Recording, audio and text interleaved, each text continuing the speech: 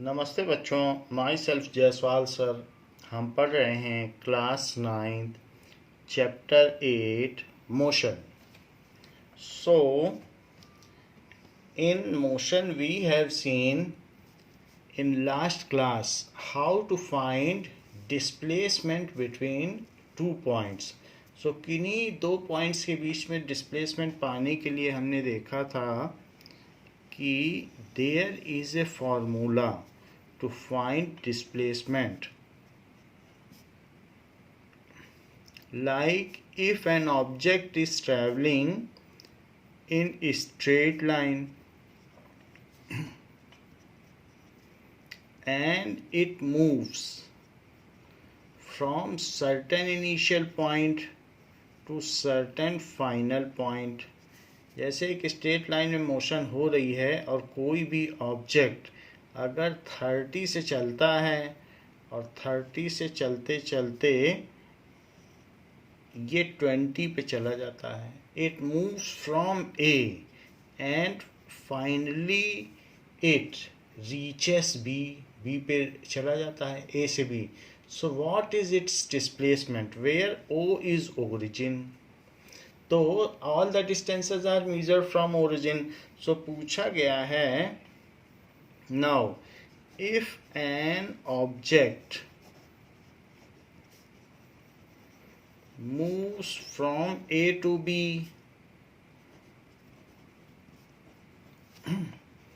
in a straight line path,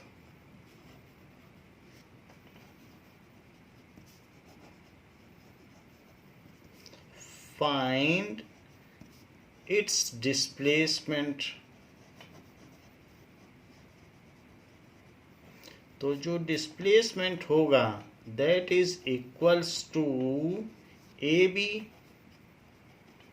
displacement क्या होगा, A B. ये ए से बी गया है तो ए टू बी।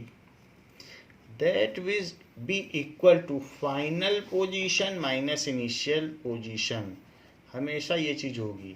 आपके पास 5 रुपए हैं और 10 रुपए हो जाते हैं तो आप कितना चेंज हुआ आपकी पॉकेट मनी में, तो final money minus initial money that is 10 minus 5। तो 5 रुपये का चेंज हुआ जो कि पॉजिटिव है, यानी इंक्रीज हुआ है। सो फाइनल पोजीशन हमेशा फाइनल पहले लिखा जाएगा माइनस इनिशियल पोजीशन। चूंकि डिस्प्लेसमेंट एक वेक्टर क्वांटिटी है, उसमें डायरेक्शन भी है, तो ये वेक्टर का साइन शो किया जाता है। वेक्टर का मतलब डायरेक्शन। सो फाइनल पोजीशन इसकी वो भी ओरिजिन से ही मेजर की जाएगी। तो ओ बी और माइनस ओ ए, इनिशियली वो ए पे था। जो भी इसकी फाइनल पोजीशन है अभी -20 है, so it is -20 with sign लिखा जाएगा। और इनिशियल पोजीशन कितनी थी, +30। So it is -20 -30। This is -50 meter, where 1 unit is equals to 10 meter। यहाँ पर 10 मीटर लिया गया है। तो इस स्केल पर चलते हुए सो ऑब्जेक्ट हैज मूव्ड। चूंकि निगेटिव है तो निगेटिव का मतलब होता है अगर कोई चीज़ लेफ्ट में मूव करती है तो माइनस लिया जाता है, और अगर राइट में कोई चीज़ चलती है तो प्लस लिया जाता है। तो चूंकि हमारा आंसर नेगेटिव आया है तो object has moved towards left by 50 metre. Object has displaced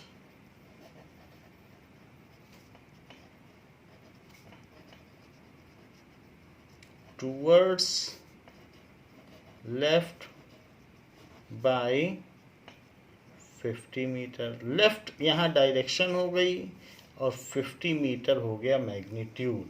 तो ये चीज़ हो गई magnitude,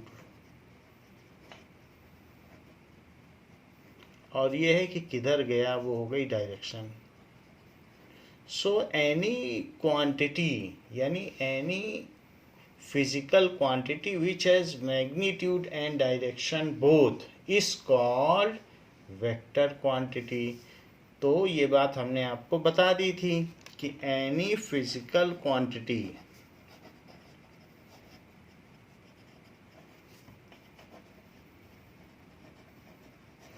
which has magnitude and direction both.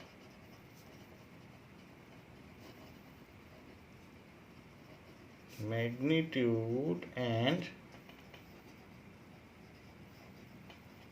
Direction both, जिसमें वैल्यू भी हो और साथ में साथ कोई डायरेक्शन भी हो, is called vector quantity.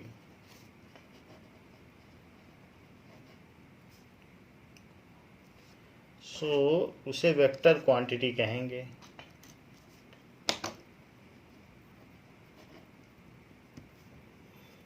Displacement example क्या है वेक्टर क्वांटिटी का? तो वेक्टर क्वांटिटी का एग्जाम्पल है डिस्प्लेसमेंट। हमेशा डिस्प्लेसमेंट जब भी लिखा जाएगा तो डायरेक्शन अवश्य लिखी जाएगी। फोर्स अगर आप किसी चीज़ पर लगाते हो तो 4 newton towards east, 4 newton towards west ऐसे बोलना पड़ता है, या 4 न्यूटन का फोर्स है। फोर्स की यूनिट न्यूटन है जो हम अगले चैप्टर में देख लेंगे।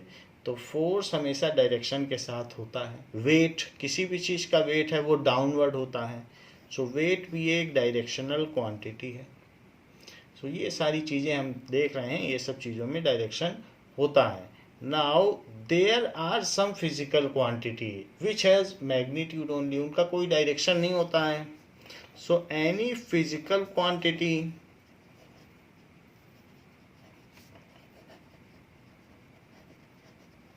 which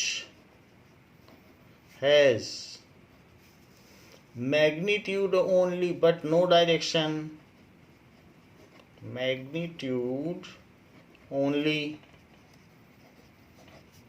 but no direction, उसकी कोई डायरेक्शन ना हो, is called स्केलर क्वांटिटी, उसको स्केलर क्वांटिटी कहेंगे। जैसे कि अगर मैं कहूँ कि 4 o'clock हो गया है, तो ये 4 o'clock किसी डायरेक्शन में नहीं होगा कि लेफ्ट डायरेक्शन में या नॉर्थ की साइड 4 o'clock हो गया। तो टाइम एक ऐसी फिजिकल क्वांटिटी है जो उसमें कोई डायरेक्शन की बात नहीं होती। 4 o'clock है तो फिर इंडिया में सब जगह 4 o'clock है। So it is time.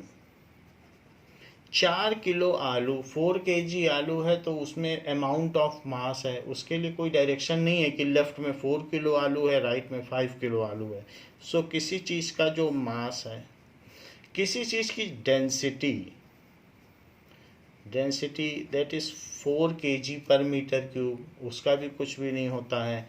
इसके अलावा किसी की लेंथ, यानी 10 सेंटीमीटर की एक पेंसिल है तो ऐसा नहीं होगा कि पेंसिल घूम जाए तो उसकी लेंथ भी बदल जाएगी। तो किसी चीज़ की जो लेंथ होती है, या किसी पेज का एरिया होता है लेंथ इनटू ब्रेथ, या किसी फील्ड का एरिया, खेत का एरिया, तो उन सब चीज़ों का जो एरिया है वो लेंथ पर वो डायरेक्शन पे डिपेंड नहीं है। या किसी बोतल का वॉल्यूम, अगर किसी में 1 लीटर पानी आता है रेलवे की पानी की बोतल में, तो 1 ही लीटर आएगा, चाहे किसी भी डायरेक्शन में बोतल हो, वो तो 1 ही लीटर उसकी कैपेसिटी है। सो वॉल्यूम हो गया। और do not forget to mention path length, यानी टोटल डिस्टेंस कवर्ड।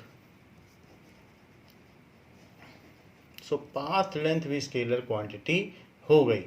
सो जैसे अगर हम इसमें कहें कि टोटल डिस्टेंस कितनी ट्रेवल की गई, तो हम देख लेंगे ए से बी गया तो 10, 20, 30, 40, 50, तो 50 हो गई पाथ लेंथ। सिर्फ 50 लिख दें, उसमें प्लस माइनस ना लगाएं, तो फिर वो पाथ लेंथ हो जाएगी। Now total distance covered by an object is called its path length. Total distance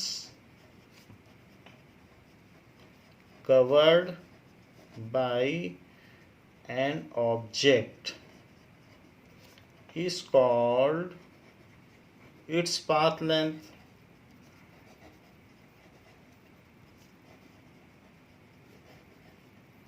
It is a scalar quantity.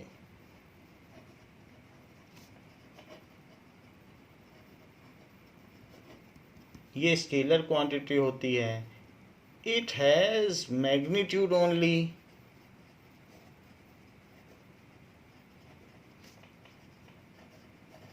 and is always positive.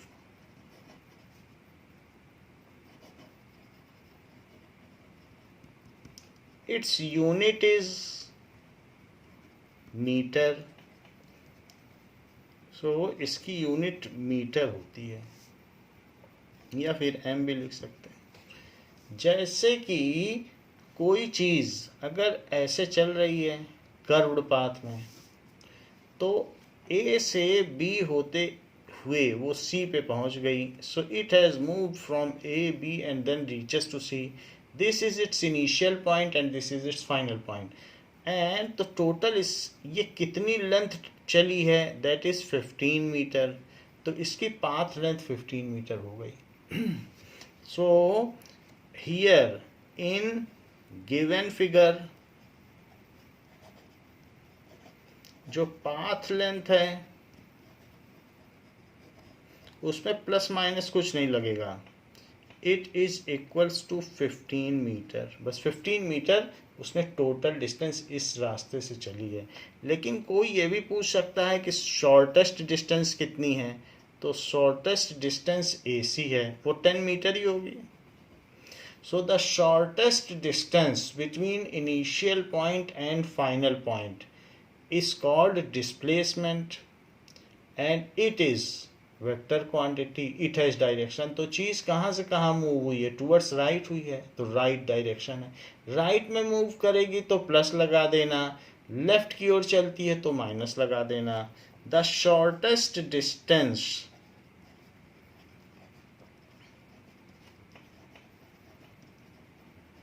Between,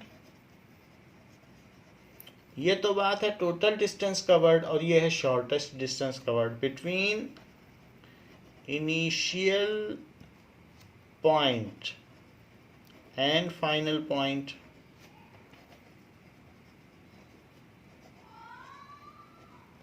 is called displacement.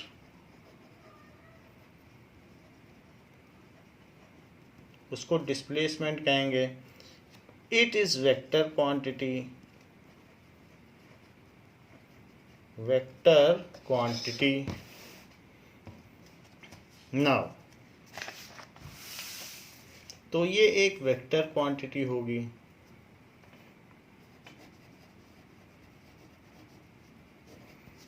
It has magnitude and direction both।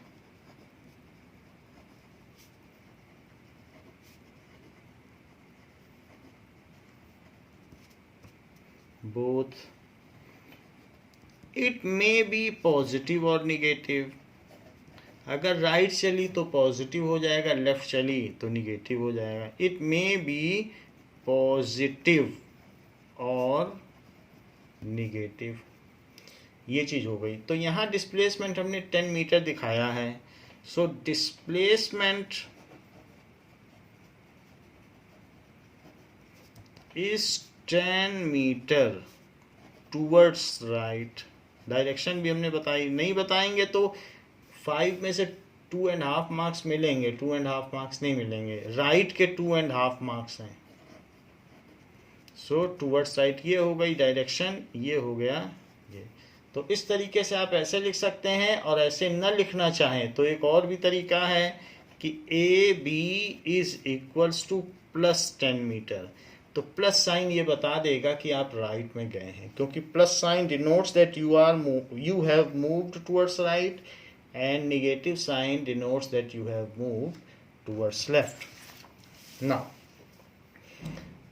मान लीजिए अगर आपको एक question दिया गया है and कोई object straight line में मूव करता है,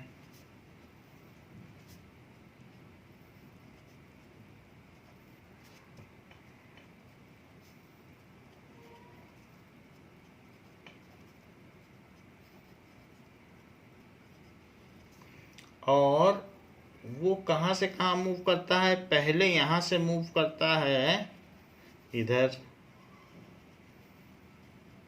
40 तक जाता है और 40 से लौटता है और लौटने के बाद 20 पे आ जाता है।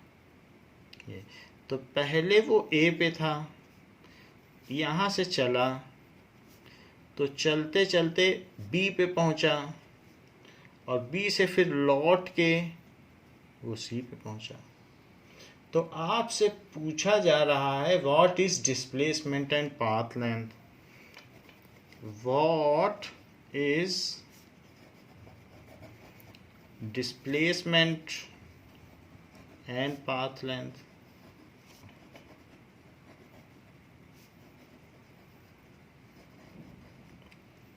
ये दोनों चीज। तो सबसे पहले ए से बी चला तो A B plus B C कर दो तो पाथ लेंथ आ जाएगी, क्योंकि इस पर धागा रख के नाप लो कितना कितना चला है तो वही पाथ लेंथ हो जाएगी। So path length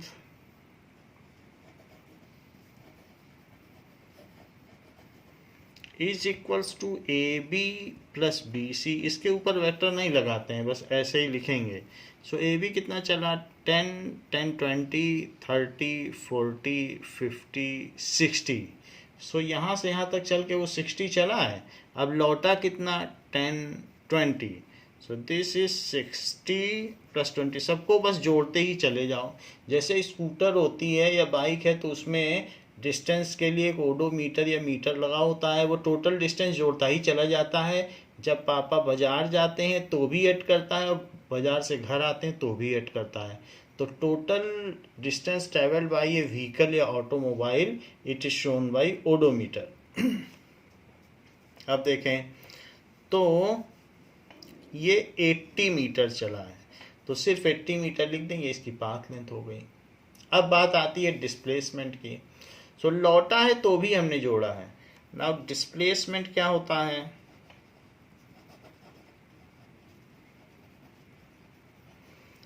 it is a initial point और फाइनल पॉइंट सी है। यहाँ बी की कुछ भी हिस्सेदारी नहीं है, बस ए और सी का लेना देना है।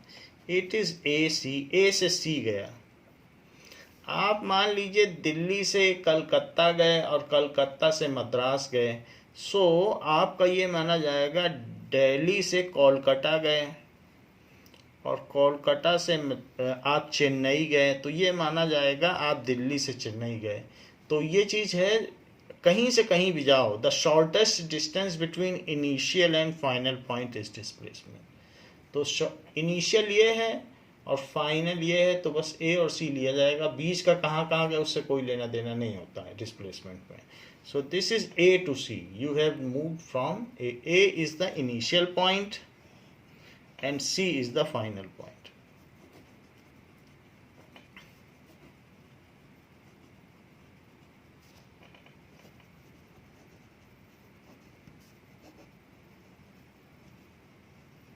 तो वो हमने लिख दिया ए सी। तो it is equals to final position minus initial position. जैसा हमने आपको बताया कि आपको 10 रुपये हो गए, पहले 5 रुपये थे, तो फाइनल पैसा माइनस इनिशियल पैसा, सो वही चेंज माना जाता है। So final position minus initial position. तो फाइनल पोजीशन क्या है, ओ सी, सी पे आ गया है तो ओ से काउंट करें, ओ सी। और इनिशियल कितना है वो भी ओ से ही काउंट होगा, ओ ए। नाउ ओ सी कितना है, चूंकि राइट में है तो +20, 20 पे है ये, +20 लिखिए। ओ ए उसके लेफ्ट में पड़ रहा है और वैसे भी मार्किंग से पता चल रहा है कि ए -20 है। सो दैट इज ओ, ये ओ पॉइंट है, तो O A it is -20। So this is equals to 20 + 20 it is equals to +40। ये प्लस साइन बहुत ज़रूरी है। So +40 metre. अब इसको हम इंटरप्रेट करें, object has moved by 40 metre towards right. Plus का मतलब राइट, वैसे ही वो ए से सी गया है तो राइट गया है। आप काउंट कर लो 10 20 30 40। So object has moved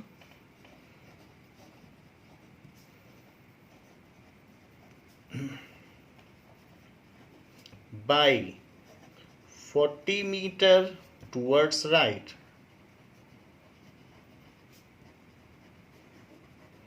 it is its displacement. तो डिस्प्लेसमेंट में मैंने दोनों चीज दिखाई, ये बात हो गई, तो ये इसका डिस्प्लेसमेंट हुआ. Now we will see what is the difference between path length and displacement. तो पाथ लेंथ और डिस्प्लेसमेंट में क्या अंतर है? Path length and displacement. Total distance covered by an object is called its path length. Total distance covered by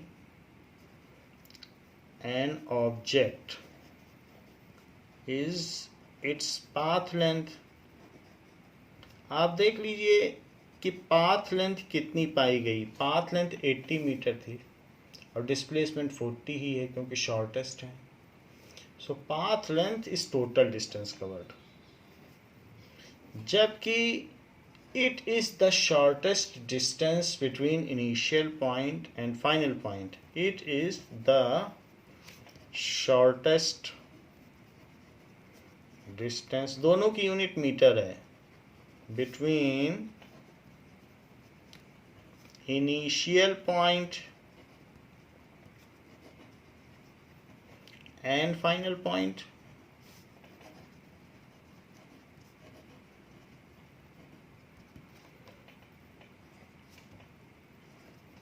ये shortest distance है. जैसे हमने यहाँ लूप बना के बताया था, तो जो सबसे कम डिस्टेंस होती है वो डिस्प्लेसमेंट होता है. ऐसे हमने आपको बताया था कि नहीं कि ऐसे आएगा कोई चीज़, तो ये चीज़ हुई डिस्प्लेसमेंट. ये शॉर्टेस्ट डिस्टेंस है और ये एक्चुअल पाथ है, तो ये है path length.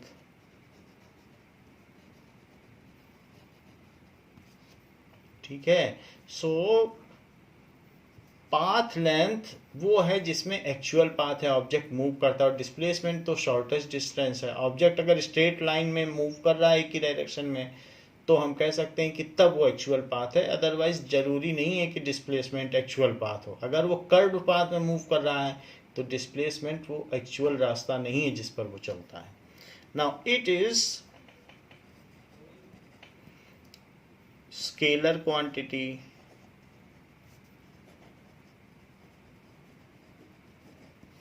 It is vector quantity.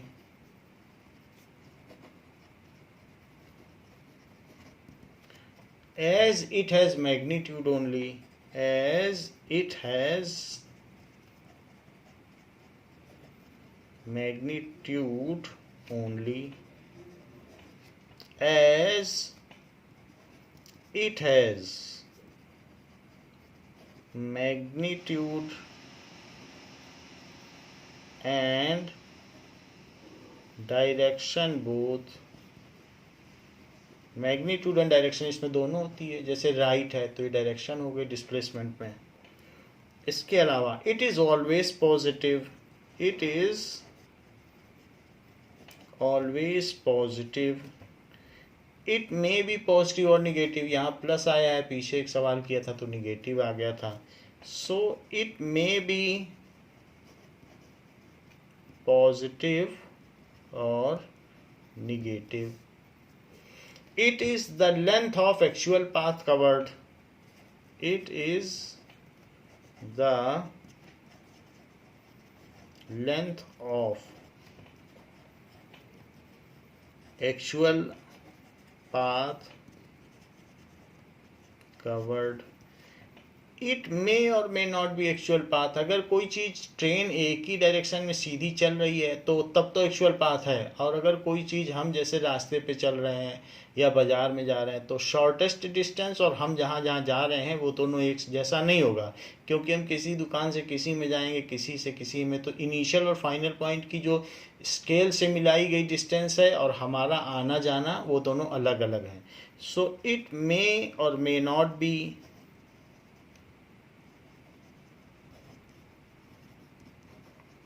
the length of actual path।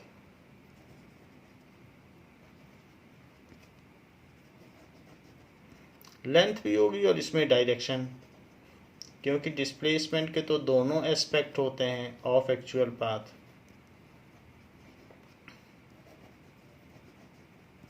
ये चीज़ है।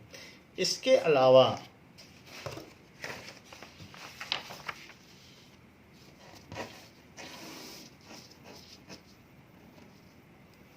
जो पाथ लेंथ है,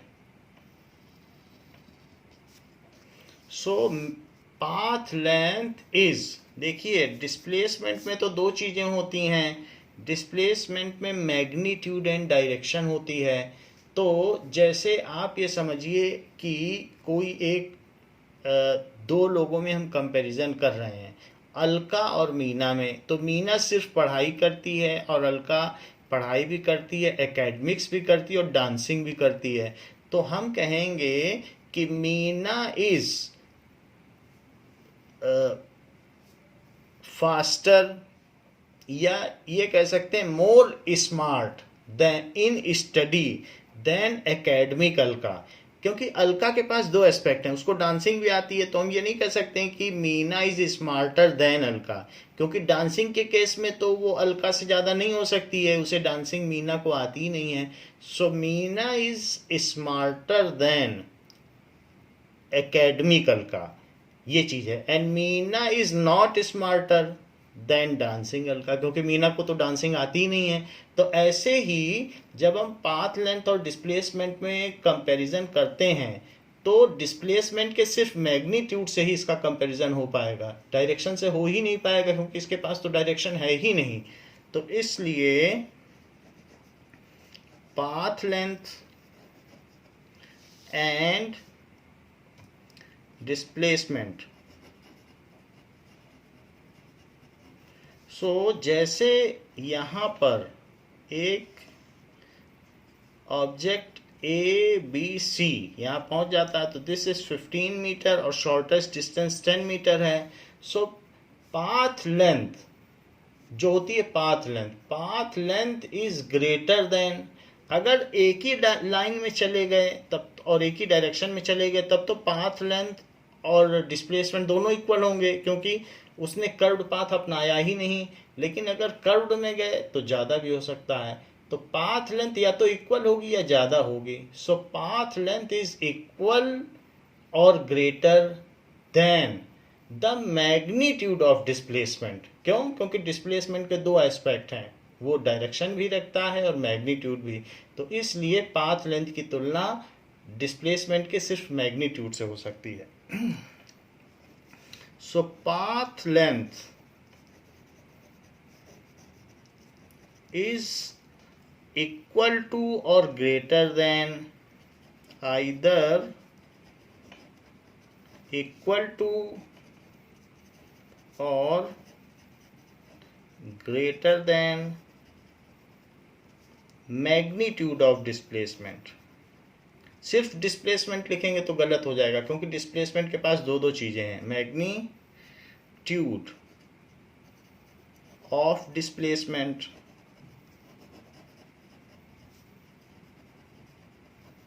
जबकि इसी को यहां लिख दें उल्टा करके, magnitude of displacement is either equal to और लेसर देन, क्योंकि आप देखो 10 है तो 15 से तो कम ही हुआ, यही तो है डिस्प्लेसमेंट और ये है path length, is equal to और less then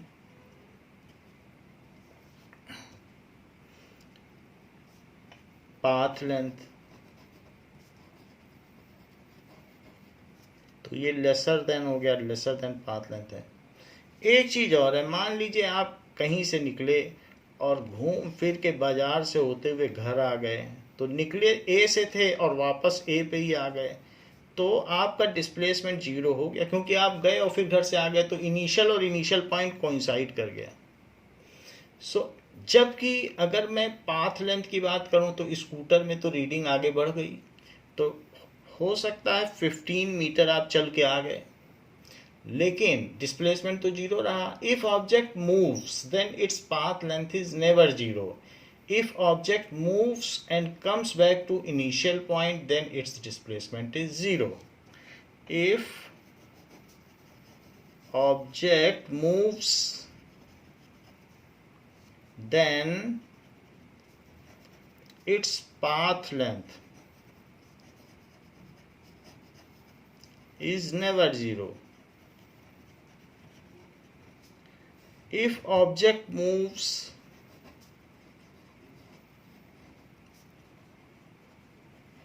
and comes back to initial point,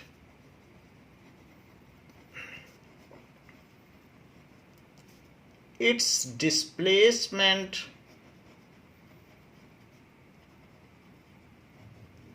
is zero, तो उसका डिस्प्लेसमेंट जीरो हो जाएगा। तो इस तरीके से हमने देखा कि पाथ लेंथ और डिस्प्लेसमेंट में क्या डिफरेंस है। Now let us see that the in text questions,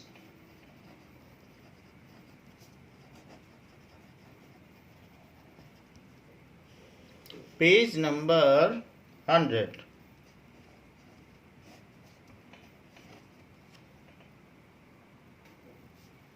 Now, an object has moved through a distance. An object has moved through a distance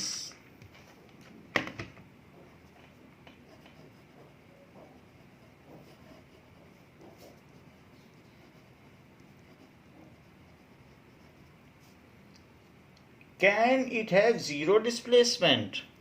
Can it have zero displacement?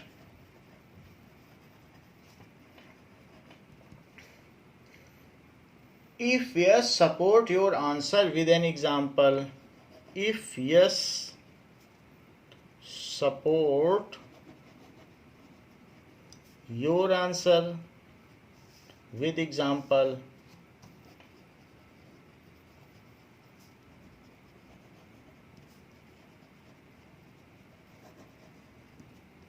Yes, it can have zero displacement. Yes, it can have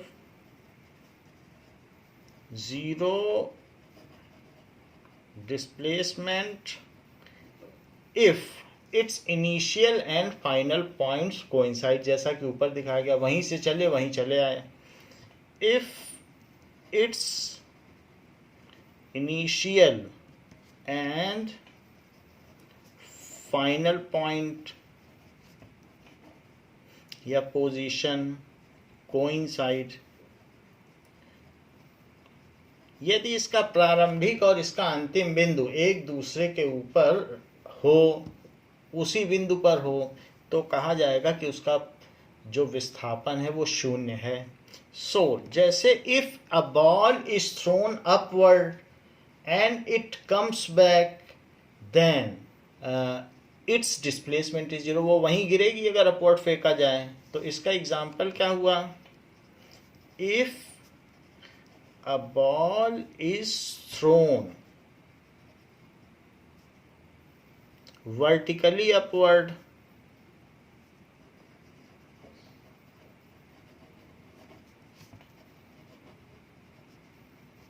then it will fall back to same point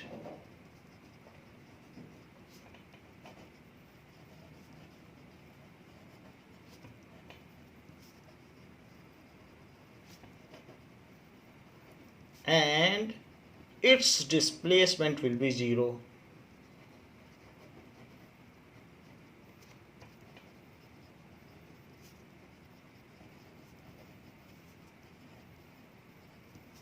For example, a train goes from Jodhpur to Delhi and comes back to Jodhpur, then its displacement is 0.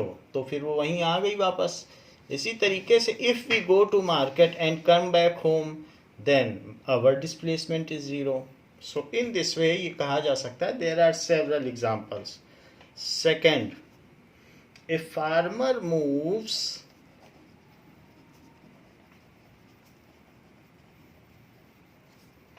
along the boundary of a square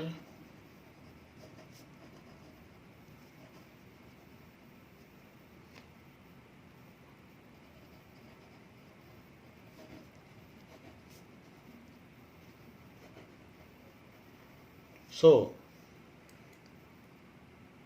of a square field of side 10 meter 10 metre side के square field में वो किनारे किनारे move कर रहा है इन 40 second और एक चक्कर 40 सेकेंड में पूरा कर लेता है इन 40 second. What will be the magnitude of displacement. सिर्फ वो मैग्नीट्यूड पूछ रहा है. What will be the magnitude value पूछ रहा है ऑफ डिस्प्लेसमेंट. मैग्नीट्यूड हमेशा पॉजिटिव होता है क्योंकि वो सिर्फ वैल्यू है और जो प्लस माइनस साइन है वो डायरेक्शन दिखाता है. Displacement of the farmer at the end of the farmer at the end of 2 minute 20 second 2 minute 20 second के बाद उसका कितना मैग्नीट्यूड ऑफ डिस्प्लेसमेंट होगा फ्रॉम इट्स इनिशियल पोजीशन. ये तो बात सही है, इनिशियल पोजीशन से ही डिस्प्लेसमेंट लिया जाएगा. From its initial position. Now जैसा कि कहा गया है कि स्क्वायर फील्ड है, तो अगर स्क्वायर फील्ड है और जिसकी हर साइड 10 मीटर की है और फार्मर इसका चक्कर लगा लेता है, मान लीजिए ए से चले तो ऐसे ऐसे वो फिर से ए पे एक चक्कर मान लिया जाएगा 1 round. So it takes 1 round in 40 second. So farmer यहाँ से चल के ऐसे आके यहाँ आ गया तो फार्मर कंप्लीट्स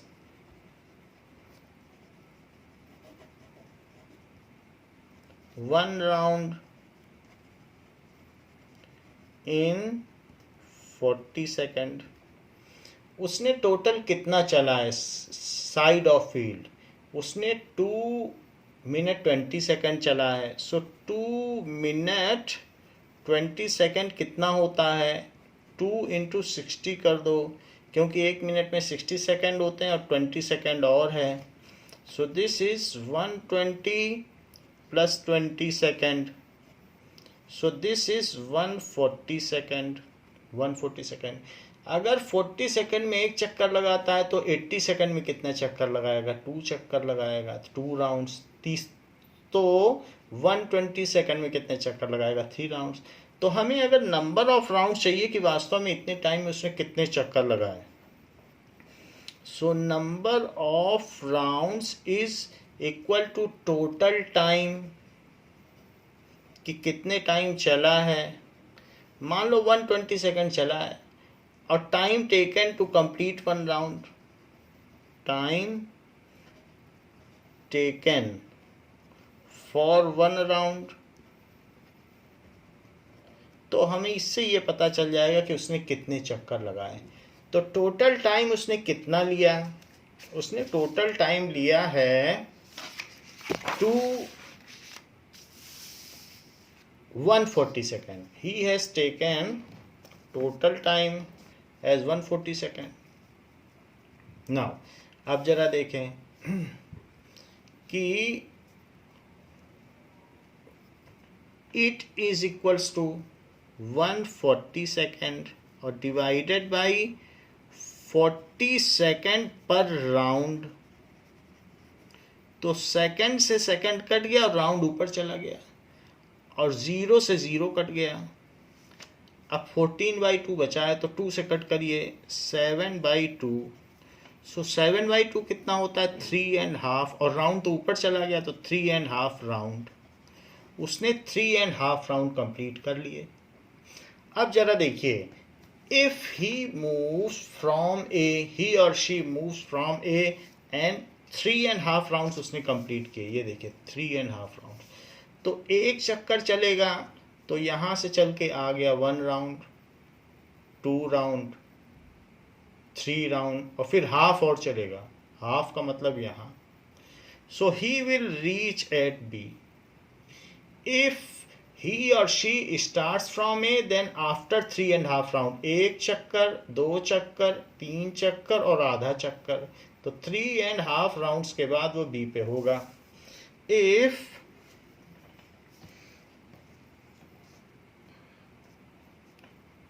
चूंकि बुक में his लिखा है तो if he starts from A, then after 3.5 rounds he will be at B. तो B पे आ जाएगा.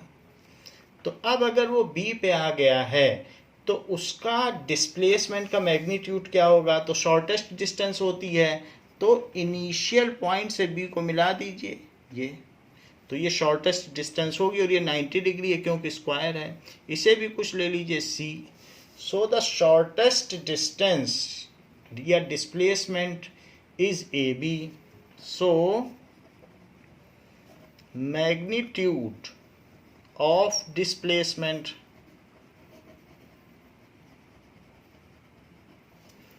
Is AB. तो AB कैसे निकाला जाए. तो AB का square it is equals to AC square plus CB square. It is by Pythagoras theorem.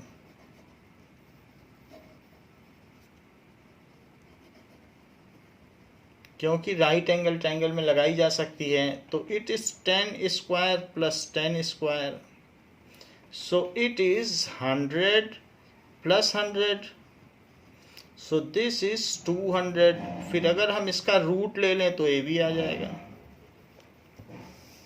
अब 200 है तो इसको क्या लिखा जा सकता है 2 इंटू 10 इंटू 10, क्योंकि 10 10 या 100 और 100 2 या 200. तो जो चीज़ जोड़े में आती है स्क्वायर रूट से वो चीज़ जो पेयर में है तो वो सिंगल बन के बाहर आ जाती है. तो 10√2. वरना आप इसको ये भी लिख सकते हैं √200 को कि √2 इंटू 100. फिर इसको ये भी लिख सकते हैं √2 इंटू √100. जैसा कि हमने नंबर सिस्टम में पढ़ा है कि √AB को √A भी लिखा जा सकता है. तो √2 यहीं रहेगा और 100 जो होगा वो 10 का स्क्वायर है. तो स्क्वायर और रूट कट जाते हैं तो 10 बन जाएगा. तो 10√2. आप जैसा करना चाहें वैसे करें. So this is 10√2 metre. तो ये इसका मैग्नीट्यूड ऑफ डिस्प्लेसमेंट हुआ. Magnitude of displacement is 10√2 metre. Conclude कर दें. Of displacement is 10√2 metre. ये चीज़ हो गई. नाउ जब हम किसी बाइक या स्कूटी पर बैठते हैं तो उसमें एक आगे मीटर लगा होता है. तो उस मीटर में यहाँ पर 0, 10, 20, 30, 40, 50, 60 ऐसे लिखा होगा और आगे भी होगा. तो ये जहाँ पर नीडल होती है हम उस स्पीड से चलते हैं, that is that much kilometre per hour, इसको कहते हैं speedometer. So speedometer, so this is speedometer, जो हमें स्पीड बताता है कि हम किस स्पीड से चल रहे हैं, 50 की स्पीड से चल रहे हैं या किसकी स्पीड से, तो वो स्पीडोमीटर है। लेकिन उसी स्कूटी में नीचे एक और भी चीज़ बनी होती है जो हमको बताती है कि हमने जब से स्कूटी ली है तब से हम कितना चल चुके हैं। हो सकता है 1 2 3, तो इस तरीके से 4 या कुछ भी चल चुके हैं, तो इतने किलोमीटर हम चल चुके हैं, तो ये बताता है, ये ओडोमीटर है। So odometer tells us the total distance covered या पाथ लेंथ।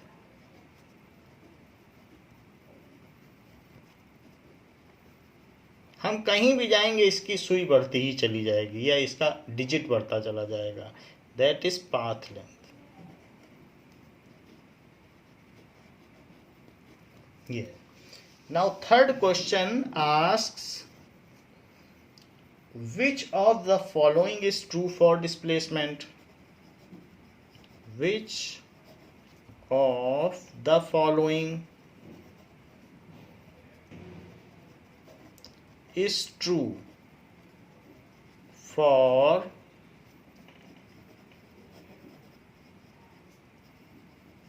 displacement? पहली चीज कही गई है, it can not be zero, it can not be zero. ये बात तो फॉल्स है, क्योंकि ये जीरो हो सकता है if initial and final points coincide, तो ये बात गलत है। Its magnitude is greater than, its magnitude is greater than the distance traveled by object.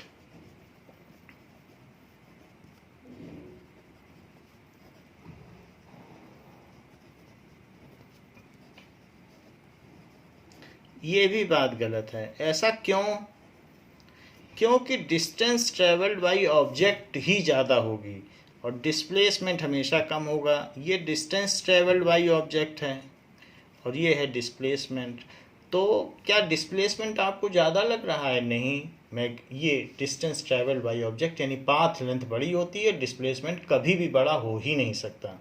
सो ये दोनों बातें यहाँ कही गई। नाउ डिस्प्लेसमेंट से कंसर्न कुछ क्वेश्चंस हम एक्सरसाइज के भी करेंगे।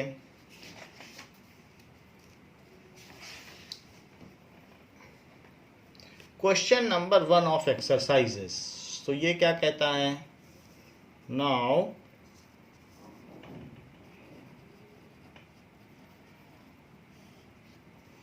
Question number 1, an athlete completes 1 round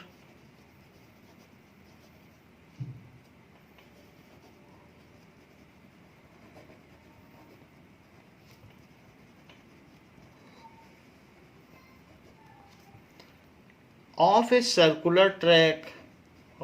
a circular track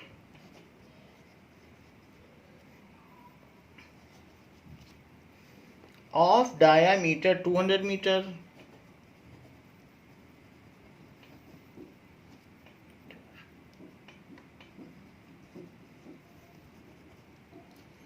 in 40 seconds. What will be the distance covered? What will be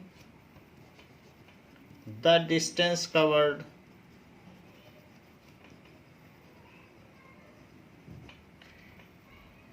And the displacement at the end of 2 minutes 20 seconds, and the displacement at the end of 2 minutes 20 seconds.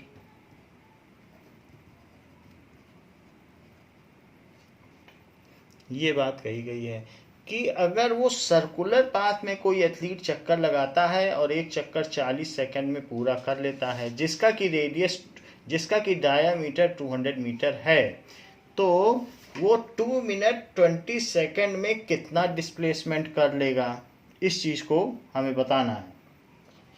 Now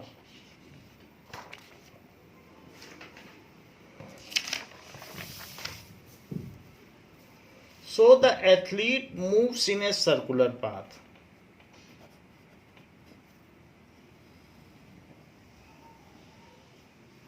and whose diameter, so diameter कितना है 200 metre, 200 metre. लेकिन हम ये बात जानते हैं कि radius diameter का हाफ होता है, so 200/2, so radius is 100 metre. अगर पूरा डायामीटर 200 है तो रेडियस कितना हुआ, it is 100 metre, radius 100 metre हो गया। अब इसका सरकमफ्रेंस कितना हुआ, सरकमफ्रेंस यानी जो राउंडल का पाथ डिस्टेंस कितना हुआ जिस पर वो चल रहा है, so that is equals to 2 pi r, so it is 2 pi r, पाई को पाई ही रहने दें, अभी लिखने की जरूरत नहीं है, तो 2 इंटू पाई इंटू 100 इतना हो गया, so this is 200 pi metre, pi में ही रहने दें, अभी कोई ज़रूरत नहीं है, तो इतना सरकमफ्रेंस हो गया। अच्छा, athlete completes 1 round in 40 seconds, so athlete completes 1 round in 40 seconds, total time taken कितना है, टोटल टाइम जितनी देर के लिए वो दौड़ा है। कई बार रेस होती है सर्कुलर रेस, तो एथलीट चक्कर में, गोल चक्कर में दौड़ते हैं, so total time taken is equals to 2 minute 20 second, it is 2 into 60 second, 1 minute में 60 सेकेंड होते हैं, तो 2 मिनट में 2 इंटू 60 सेकेंड और 20 सेकेंड और है, so this is 120 plus 20 second, it is equals to 140 second. तो नंबर ऑफ राउंड्स कितने हो गए, number of rounds is equals to total time, कितने टाइम तक वो दौड़ा, upon time to complete 1 round, 1 round,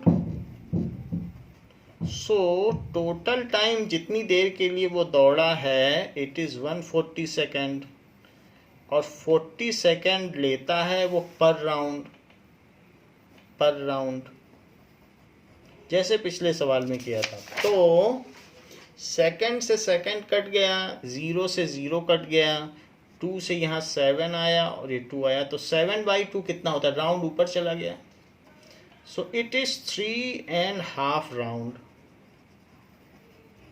3.5 round. तो अगर 3.5 राउंड वो चला है और ए से चलना शुरू किया, यहाँ से ए से चलना शुरू किया, तो एक चक्कर लगाएगा, मान लीजिए क्लॉकवाइज चक्कर लगाता है घड़ी की सुई की दिशा में, तो एक चक्कर फिर ए पे पहुंच गया, 2 चक्कर फिर ए पे पहुंच गया, 3 चक्कर फिर ए पे पहुंच गया, और आधा चक्कर और, तो वो ठीक ए के अपोजिट पहुंच जाएगा बी में।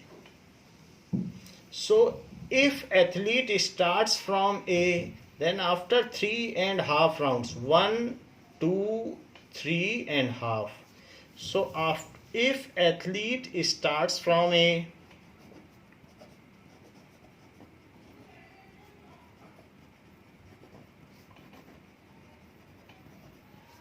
then after 3.5 rounds he will be, ही अब इसमें कोई जेंडर नहीं दिया है तो ही शी दोनों लिखिए। He will be at B which is diametrically opposite to A, which is diametrically opposite to A, तो वो B पे पहुंच जाएगा। He will be at B after completion of 3.5 rounds। तो डिस्प्लेसमेंट क्या हो गया, अगर 3.5 राउंड्स हैं तो A से B को मिला दें आप, ये A से B को मिला दीजिए। नाउ तो A से B को अगर हमने मिला दिया ये, तो ये कितना हो गया, दिस विल बी 200 मीटर, क्योंकि डायामीटर कितना होता है, डबल ऑफ रेडियस।